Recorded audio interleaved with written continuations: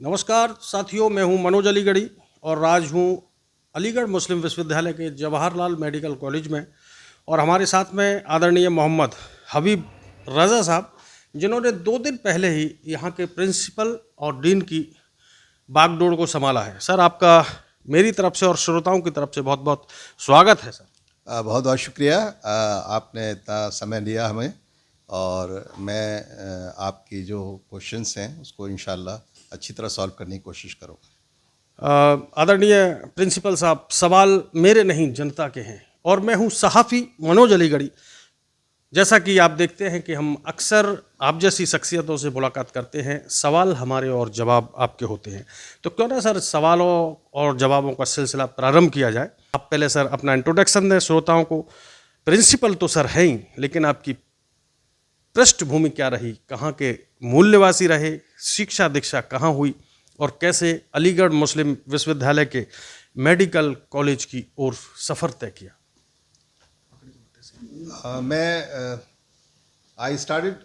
मैं एक छोटी बिगनिंग से स्टार्ट किया। मैं बिहार स्टेट के एक आम डिस्ट्रिक्ट में, दरभंगा डिस्ट्रिक्ट में रहने वाला था, और वहाँ से हमारी पढ़ाई छोटी मोटी वहाँ शुरू हुई। लेकिन हमारी मेजर पढ़ाई Ranchi bishop Westcott medical school में हुई। रांची में मैंने क्लास 3 से लेके क्लास 10 तक वहाँ पढ़ाई अपनी हासिल की।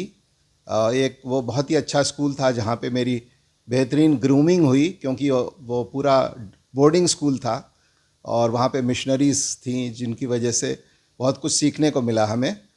और जब मैंने वहाँ से हाई स्कूल कर लिया तो हमें आगे की पढ़ाई के लिए मैंने दिल्ली में सेंट स्टीफेंस कॉलेज में अप्लाई किया। लेकिन उन्होंने हमें ये जवाब दिया कि आपकी आईसीएसई है, लेकिन हमें सीने कैम्ब्रिज चाहिए। उस ज़माने में सीने कैम्ब्रिज के बाद ही सेंट स्टीफेंस कॉलेज में एडमिशन होता था। तो इसलिए फिर मैंने और इंस्टीट्यूशंस देखे, तो हमें पता चला कि अलीगढ़ मुस्लिम यूनिवर्सिटी भी कोई एक कॉलेज है जहाँ पे 11th एंड 12th की पढ़ाई होती है। और उसके बाद मेरा इरादा था कि मैं वापस दिल्ली जाऊंगा सेंट स्टीफेंस में, क्योंकि शुरू में मेरा डॉक्टर बनने का कोई भी इरादा नहीं था। आप जैसा जानते होंगे कि बिहार स्टेट में आईएएस आईपीएस और इसकी होड़ लगी हुई है, और उस वक्त मैं बच्चा था, तो उस वक्त मेरी यही सोच थी कि मैं भी आईएएस बनूंगा। लेकिन किस्मत कहाँ से कहाँ ले जाती है ये हमें नहीं पता। तो उसके बाद मुझे अलीगढ़ मुस्लिम यूनिवर्सिटी में दाखिला मिल गया, और मैंने पहले साल में प्री यूनिवर्सिटी हुआ करती थी उस ज़माने में, तो मेरी 7th पोजीशन आई यूनिवर्सिटी के अंदर। और हमारा एक दोस्त था नासिर जमाल, जो कि आजकल यूके में है, ऑप्थेमोलॉजिस्ट है, वो उसने टॉप किया था। तो मेरी उससे बात हुई और मैंने उससे कहा कि देखो दोस्त, इस बार तो मेरी 7th पोजीशन है, तुम्हारी फर्स्ट है, लेकिन अगले कॉन्वोकेशन में तुम्हारा भाई फर्स्ट पोजीशन लाएगा। और फॉर्चुनेटली ऐसा ही हुआ कि दोनों सेमेस्टर्स में मैंने टॉप किया और यूनिवर्सिटी में मैंने यूनिवर्सिटी मेडल हासिल किया। तो मेरा दोस्त उस वक्त 4थी पोजीशन में पहुंच गया था। तो उसने कहा कि यार तुमने बाजी मार ली।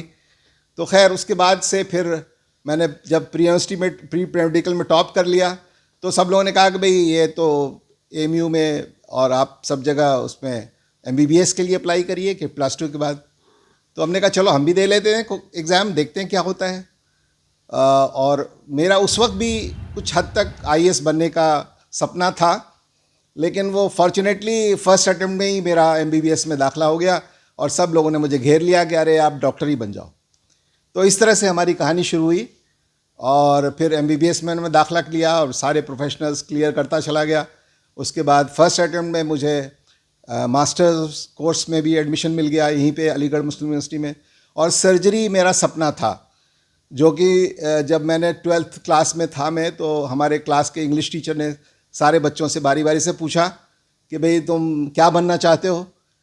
तो उस वक्त 12th क्लास में क्या आदमी का अंदाज़ा होता, मैंने कहा मैं सर्जन बनना चाहता हूँ। तो सारे बच्चे मुझे देखने लगे कि अरे तुम अभी से सर्जन का सपना देख रहे हो, अभी तो तुम्हारा दाखिला भी नहीं हुआ। तो मैंने कहा नहीं, ये मेरी ख्वाहिश है कि अगर मैं मेडिकल फील्ड में जाऊँगा तो सर्जन ही बनूँगा। और ऊपर वाले ने हमारे साथ बहुत अच्छा किया और मुझे इस फील्ड में डाल दिया, और फिर मंजिल हमारी आगे बढ़ती चली गई। और मैंने फिर सीनियर रेसिडेंटशिप जब मैं एमएस कर रहा था तभी मुझे मिल गई। ये बहुत यूनिक ऐसी चीज़ होती है कि आजकल सीनियर रेजिडेंट करने के बाद ही, पोस्ट ग्रेजुएट कोर्स करने के बाद ही सीनियर रेजिडेंसी मिलती है, लेकिन मुझे उस वक्त मेरी परफॉर्मेंस की वजह से फर्स्ट अटेम्प्ट में, बल्कि मैं सेकेंड ईयर में था MS के, तभी से मुझे सीनियर रेजिडेंसी अवार्ड हो गई। उसके बाद मैंने मास्टर्स कर लिया। मास्टर्स करने के बाद मैं अलीगढ़ छोड़ के चला गया और हमने पटना में नर्सिंग होम खोलने का इरादा किया था, लेकिन कुछ जीवन की शैली ऐसी चलती है जो आपके कंट्रोल में नहीं होती। तो वहाँ पे कुछ ऐसी बात हुई, 7 ही दिन के अंदर मुझे वहाँ से दिल उठ गया हमारा, और ऊपर वाले ने, इस वक्त प्रोफेसर नसीम अंसारी साहब यहाँ के वो थे, हेड ऑफ द डिपार्टमेंट थे और प्रिंसिपल भी थे।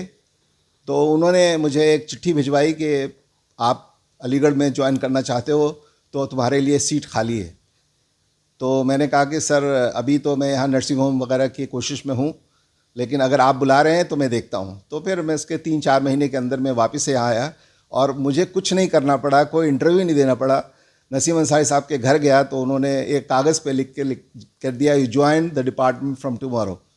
तो ये समझिए कि मुझे बुला कर यहाँ पे ये कुर्सी दी गई, और उसका मैं बहुत शुक्रगुजार हूँ कि मैं, वो दिन है और आज का दिन है, मैं इसी फील्ड में धीरे धीरे आगे बढ़ता रहा। मैंने फिर, मेरा सफ़र जो है सऊदी अरेबिया का हुआ। वहाँ मैंने 2 साल किंग फैसल हॉस्पिटल में काम किया। उसके बाद लीबिया में मैं एसोसिएट प्रोफेसर ज्वाइन किया, और उसके बाद वहीं पे मुझे प्रोफेसर भी अपॉइंट कर दिया गया।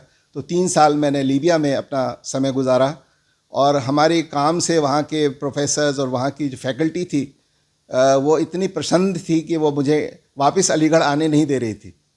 लेकिन अलीगढ़ मुस्लिम यूनिवर्सिटी के रूल्स के हिसाब से मुझे 3 साल के अंदर वापस आना था, और यहाँ से बार बार चिट्ठी गई कि अगर आप नहीं आएंगे तो आपकी नौकरी यहाँ से चली जाएगी।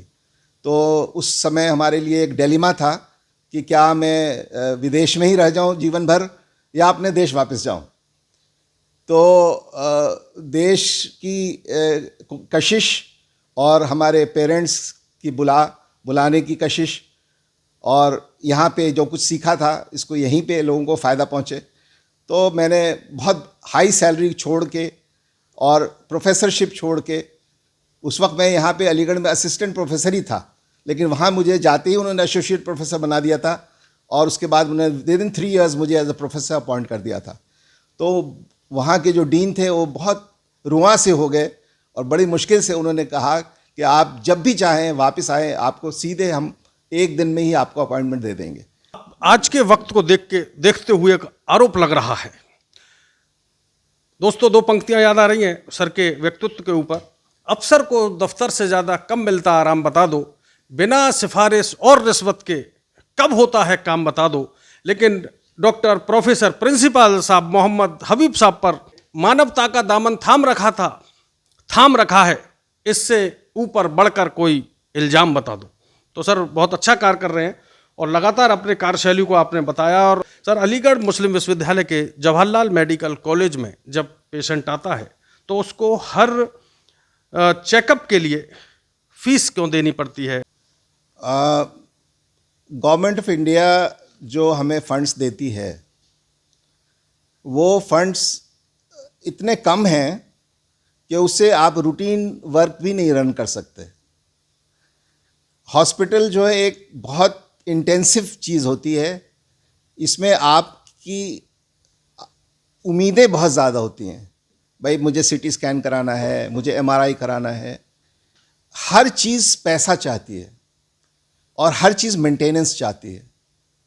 अगर हमने CT स्कैन लगाया है तो उसका एनुअल टर्नओवर जो है मेंटेनेंस का वो कई लाख में आता है। MRI लगाई है तो वो भी कई लाख में आता है। अल्ट्रासाउंड लगाया है, और कोई भी मशीन 5 साल तक आप चला सकते हैं, उसके बाद उसके अंदर वियर एंड टीयर होता है। उसको कैसे ठीक करेंगे जब हमारे पास फंड्स इतने हैं कि हमारी तनख्वाह भी बड़ी बड़ी मुश्किल से आ रही है। तो अगर हम थोड़े बहुत पैसे पेशेंट से नहीं लेंगे, जिससे एक हम कॉर्पस क्रिएट कर सकें, जिससे इन मशीन्स का, इन चीज़ों का, इन लैब्स का मेंटेनेंस हो सके, तो ये कॉलेज ही नहीं चल पाएगा, बंद हो जाएगा। तो ये और वो जो आप पूरे हिंदुस्तान में, मैं गारंटी के साथ कहता हूँ कि आप सर्वे कर लीजिए किसी भी गवर्नमेंट हॉस्पिटल का या प्राइवेट हॉस्पिटल का, अलीगढ़ मुस्लिम यूनिवर्सिटी में, जे.एन. मेडिकल कॉलेज में जो पैसे लिए जाते हैं वो नहीं के बराबर हैं। और इसी वजह से ये कॉलेज पूरे वेस्टर्न उत्तर प्रदेश में, बल्कि दिल्ली से हमारे पास पेशेंट्स आते हैं, लखनऊ से हमारे पेशेंट आते हैं कि भाई आपके यहाँ जो इलाज होता है और आपके यहाँ जो केयर होती है वो हिंदुस्तान में, नॉर्थ इंडिया में तो कहीं नहीं है। सर, जो आपके यहाँ इंडेंट फॉर्म भरा जाता है, सीएमओ साहब जो भरते हैं, जो ड्यूटी पर आपातकाल सेवा में रहते हैं, कुछ ऐसे पेशेंट आते हैं जिनके साथ कोई भी नहीं है सर, कोई दुर्घटना हुई और अचानक आ जाते हैं, मेडिकल स्टोर पर जाते हैं, तो वो पूरा सामान क्यों नहीं देता मेडिकल स्टोर वाला? आखिर इसके पीछे क्या कारण है? ये आप किस मेडिकल स्टोर की बात कर रहे हैं, प्राइवेट की या हॉस्पिटल की? आपके हॉस्पिटल की सर, जे.एन. मेडिकल कॉलेज के। देखिए, मैंने अभी 2 दिन पहले ही ये कुर्सी संभाली है और जो आप बात कह रहे हैं इसको पहले मुझे वेरीफाई करना पड़ेगा।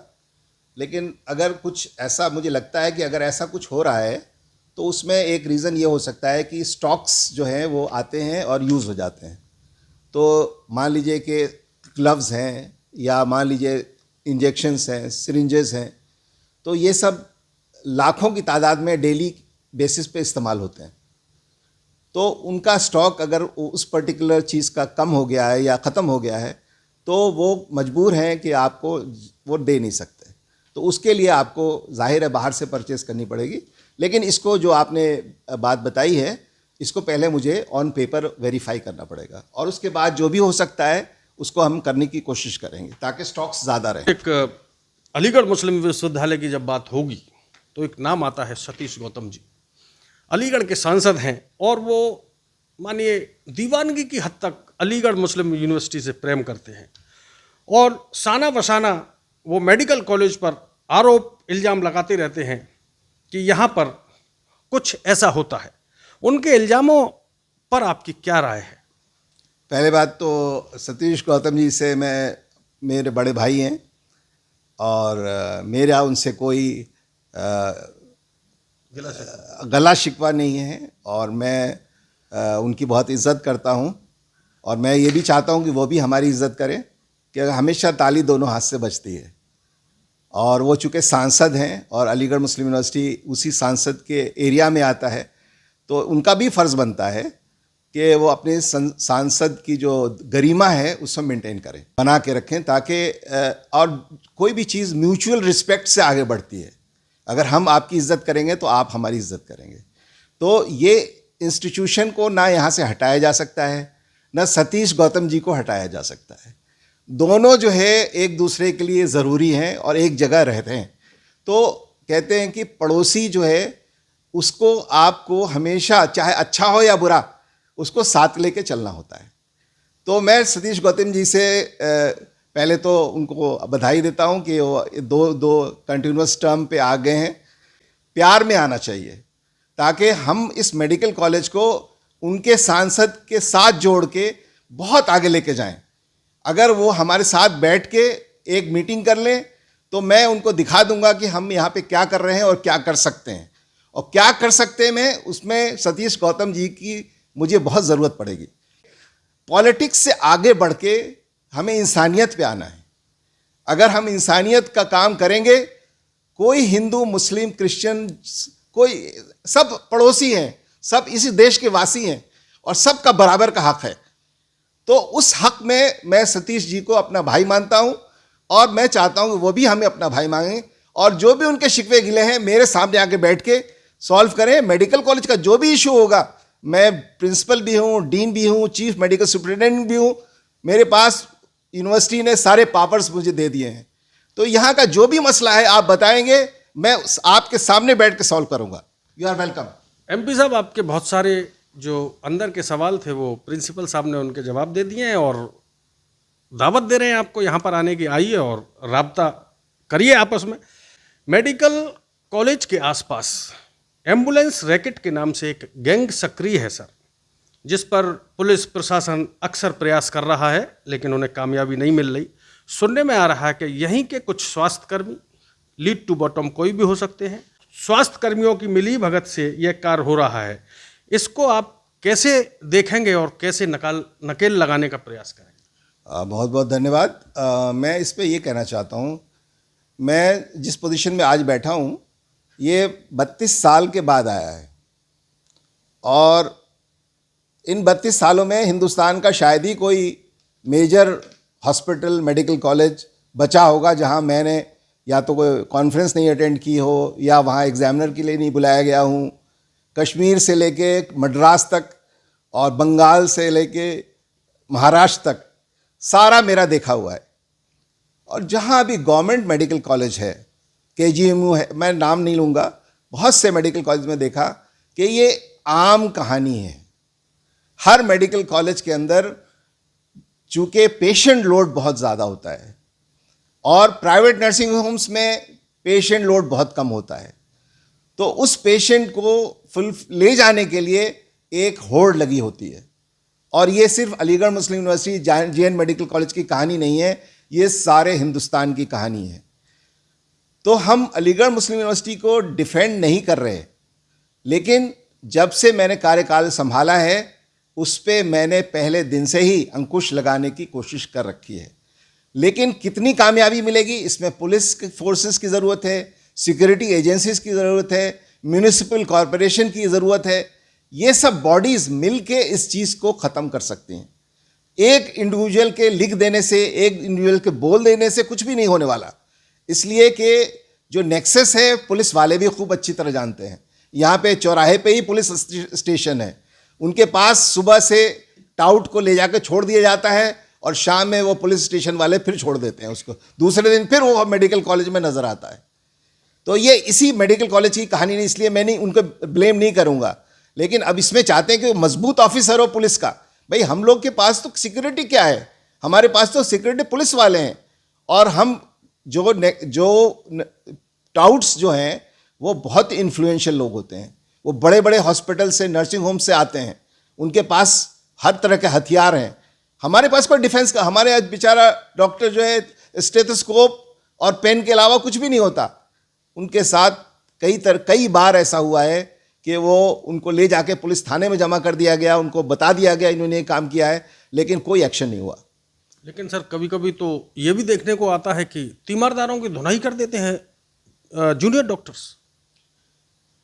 अब जब आप 18 घंटे ड्यूटी करेंगे और उसके बाद रात के 2 बजे आप थके हुए हैं, कोई मरीज़, ऐसा नहीं है कि गवर्नमेंट हॉस्पिटल में ये क्यों होता है, सिर्फ यही कहानी नहीं है, ये सारे हिंदुस्तान की कहानी है। तो इसलिए मैं अलीगढ़ मुस्लिम यूनिवर्सिटी को एज सच अलग नहीं ले रहा। अभी बॉम्बे में जो कांड हुआ है, सब पूरी दुनिया को पता है। इसी तरह हर थोड़े थोड़े दिन पे किसी ने, बंगाल में अभी कांड हुआ था। ये होता रहता है। उसकी वजह है कि ओवरवर्क और स्ट्रेस। तो जब ओवरवर्क और स्ट्रेस है और वर्कलोड बहुत ज़्यादा है, तो इस वर्कलोड में कोई भी गुस्से में आ जाता है और उसके पास 20 पेशेंट्स हैं, वो एक पेशेंट को अटेंड कर रहा है, लेकिन हर आदमी का जो अटेंडेंट है हर पेशेंट का, वो समझता है मेरा काम पहले होना चाहिए। मैं पूरी कोशिश कर रहा हूँ कि भाई उनसे उनके वर्कलोड को कम करने के रास्ते निकालें, उनको थोड़ा रेस्ट भी मिले ताकि वो गुस्से में ना आ जाए थकान की वजह से, या और जो फैसिलिटीज़ की भी कमी है जो होनी चाहिए मेडिकल कॉलेजेस में, वो हमारे पास फंड्स की कम होने की वजह से वो हम प्रॉपर फैसिलिटीज़ नहीं प्रोवाइड कर सकते हैं। सब जो है सांसद साहब का काम है, तो सांसद साहब मेरे पास आके बैठे तो सही, मैं बता दूंगा कि ये जो झगड़े वगड़े होते हैं ये तो बहुत छोटी चीज़ है। वो तो क्या जीवन बचाने का काम कर रहे हैं हमारे बच्चे, और उन्होंने अपनी जान लगा दी है। और फिर यहाँ से जो पास आउट होकर जाता है, मैंने पूरी दुनिया में देखा, अमेरिका चले जाइए, UK चले जाइए, यहाँ के बच्चे। अभी हमने एक कॉन्फ्रेंस की थी जो कि एलुमनाई मीट थी, जो 50 साल हमारे पूरे हुए थे। अमेरिका से लड़की आई, अमेरिका से UK से लड़के आए, दुबई से आए, सब 2 दिन के लिए हमारे साथ बैठे। बोले सर आप लोगों ने जो सिखा के भेजा है वहाँ हम नंबर 1 पे चल रहे हैं। तो हमारे बच्चे तो पूरी दुनिया में काम कर रहे हैं। ये अलीगढ़ क्या है, अमेरिका में जो लड़की है अभी वो आके उस लेक्चर दे के गई, बोले सर आपने जो सिखाया था वो वहाँ काम आ रहा है। जब से प्रधानमंत्री नरेंद्र मोदी बने हैं क्या उसके बाद एएमयू के में या मेडिकल कॉलेज के बजट में कुछ कमी आई है, कुछ कमी महसूस कर रहे हैं? मैं ये बहुत सीरियस मैटर है। अभी 2 दिन पहले ही एक वाइस चांसलर के ऑफिस में हमारी मीटिंग हुई थी, जिसमें यही चीज़ डिस्कशन में आई थी। मैं यूनिवर्सिटी लेवल पे ऑथराइज नहीं हूँ कि मैं इसके बारे में बताऊँ, लेकिन मेडिकल कॉलेज के इश्यूज़ पे मैं ये कहना चाहूँगा कि अभी यूनिवर्सिटी के पास सिर्फ इतने पैसे हैं, जैसा मैंने सुना कि आपकी सैलरी दी जा सकती है। और आप जानते हैं कि सैलरी तो एक 1 स्टेप है।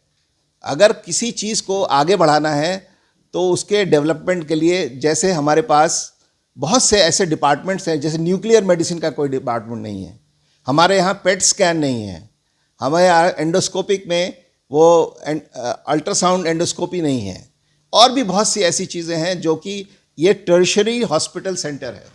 तो ऐसे में क्यों नहीं सतीश गौतम जी से संबंध, दोस्ती का हाथ बढ़ाकर उनके सांसद निधि से गरीबों की मदद के लिए कुछ पैसे की डिमांड की जाए? मैं सतीश गौतम जी को अपना बड़ा भाई मानता हूँ। लेकिन सर उम्र में तो वो आपसे छोटे हैं।